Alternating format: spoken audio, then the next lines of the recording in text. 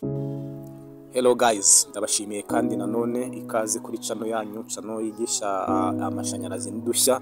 Hanyuma rero uyu munsi tugarutse mu gice cya innovation.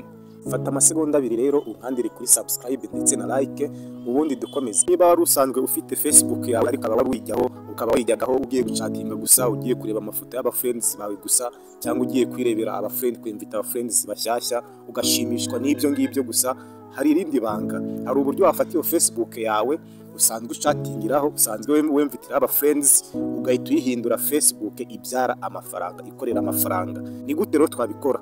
Ni gute wabikora? Kora subscribe, ukore na like kuri no channel, ubundi twikomereze. Icyo uri bukore, making sure ko ufite internet ihagije, ubundi nurangiza urashaka application yitwa Play Store, ariyo yingiyi. Numara kuyemezaho uraza usacinge Facebook, urasacinga Facebook. Hanyuma Facebook uri busacinge ni Facebook ya application ya Facebook OG apana light. Nurangiza urayestaramo, numara kuyestaramo urayifungura, nurangiza uzuyinjiremo, urayinjiramo Facebook yawe wamaze gushyiramo account yawe na hamwe na password. Numara kuyigiramo, ngiye yanjye ningi nayigezemo, murabona ko profile yanjye ni yingiyi, dore ngiyi profile yanjye nge nayigezemo. Nurangiza urakanda kuri profile yawe, numara kuyemezaho barakuzanira ino page imeze gutya ivuga imyirondoro yawe nyirizina, harimo n'urugero, harimo izina ryawe, izina ryanjye niri ambo. Hanyuma nanone hakaba harimo umubare w'aba friends ufite. Urabona ko nge mfite aba friends 5,000. Hanyuma ikindi uri rubumanze kureba, witegereze neza, uritegereza hano handitse add story. Hanyuma naho hari edit profile. Icyo uri bukore, hanyuma urareba naha ngaha kuri utu tudomo dutatu ni huri bwemeze. Murabona ko hano nta kindi gihari usibye ibi ngibi gusa, nta kindi gihari. Uraza ukande kuri utu tudomo dutatu, utungutu nitwuri bukandeho, urahakanda. Numara kuhakanda barakuzanira ino page. Ino page niyo bari buguhereze. Urabona nkangaha hano haravuga ngo follow setting, hano hakabira akavuga ngo profile status, aha gatatu hakaba handitse ngo turn on professional mode. Hanyuma rero aha niho nashakaga kubabwira, uraza hano kuri no option ya gatatu, uraza kuri no option ya gatatu ivuga ngo turn on professional mode. Hanyuma niho uri bubuze ugakanda. Numara kuhakanda bahita bakwereka ino page. Urabona ino page, urabona hano haravuga ngo hano itegereze, hano haravuga ngo turn on professional mode, add new tools to your profile so that you can grow as creator on Facebook. Hanyuma aha kabiriho haravuga ngo hano get paid for your content, bivuze ngo tangira wishyurwe kuri content zawe, cyangwa ku nkuru zawe, kuri video zawe, ku mafoto yawe, tangira wishyurwe. Hanyuma icyo uri bukore nta kindi, wowe uraza witegereze hano, urareba hano. Icyo uri bukore, uraza hano handitse ngo turn on, niho uri bukande, urahakanda. Numara kuhakanda urategereza gatoya, wihangane. Hanyuma nurangiza urabona hano barakubwiye ngo welcome to professional mode. Hanyuma icyo uri bukore nta kindi, uramanuka hano hepfo, hano handitse ngo next. Hano urakanda, hano handitse ngo next, urahakanda. Numara kuhakanda urongera uhakande. Hanyuma nurangiza uraza hano kuri no option ya mbere, sinzi niba muyibona. Uraza kuri no option ya mbere iyi ngiyi ivuga ngo public. Hanyuma nurangiza urashyiramo akano gasa n'akavi. Nurangiza umanuke hasi handitse ngo next. Turacyakomeza rero, urabona baguhaye no page. Nurangiza urongera uze hano handitse ngo, urakanda hano handitse ngo confirm. Ahangaha nurangiza urahakanda. Numara kuhakanda urabona ino notification baguhaye, barakubwiye ngo your default audience on Facebook has been updated to public. Bivuze ngo Facebook yawe yabaye public. Ni ukuvuga ngo mu rwego rwo kugira ngo utangire winjize, uzajya winjiza bitewe nuko video zawe cyangwa amafoto yawe cyangwa reels zawe zarebwe.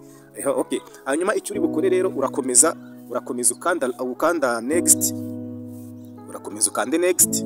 Nurangiza urabona ino page isa nkaho ariyo ya nyuma, nayo nurangiza urakanda hano hasi handitse ngo next. nurangiza rero baracyakuzanira, uraza nanone hano naho ukande next, nurangiza uraza hano handitse ngo go to professional dashboard, nurangiza urahemeza. Okay, murabona rero ino page baduhaye hano. Iyo umaze kuhagera umaze guhindura Facebook yawe, umaze kuyigira professional, umaze kuyihindura Facebook yatangira gukorera amafaranga. Hanyuma rero icyo turi bukore, turaba dusubiye inyuma, turasubira inyuma. Nitumara gusubira inyuma tugaruke kuri ya profile yacu.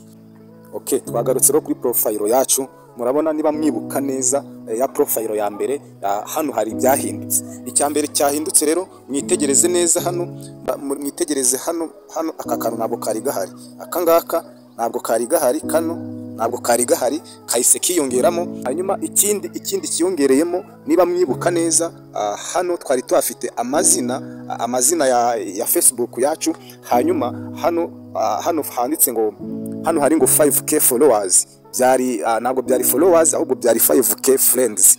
Hanyuma ikindi mwibuke neza kuri ya profile ya mbere, hano hepfo, hano ntabwo hari ngo see dashboard, ahubwo hari ngo add friends. Hanyuma twamanutse na hepfo, ntabwo hari ngo advertise, none murabona ko hajeho advertise. Hanyuma rero tumanuke hepfo, nanone ikindi kiyongereyeho, nitegereze neza kuri no profile yacu, hahise hahinduka profile yacu yisiba digital creator. Reka dukomeze turebe niba ino Facebook yacu yemerewe guhembwa. Icyo turi bukore nta kindi, turaza hano ahangaha hejuru, murahabona. Niturangiza turahemeza, nitumara kuhemeza turamanuka, tuze hano handitse ngo monetization, ahangaha turahemeza.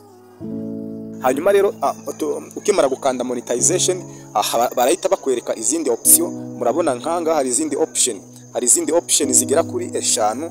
Ya mbere ni iyi ngiyi ivuga ngo stars, ya kabiri ni iyi ngiyi ivuga ngo ads on reels, hanyuma iya gatatu ni iyi ngiyi ivuga ngo bonuses, iya kane ni iyi ngiyi ivuga ngo in stream ads, hanyuma iya gatanu ikaba ari iyi ngiyi ivuga ngo subscription.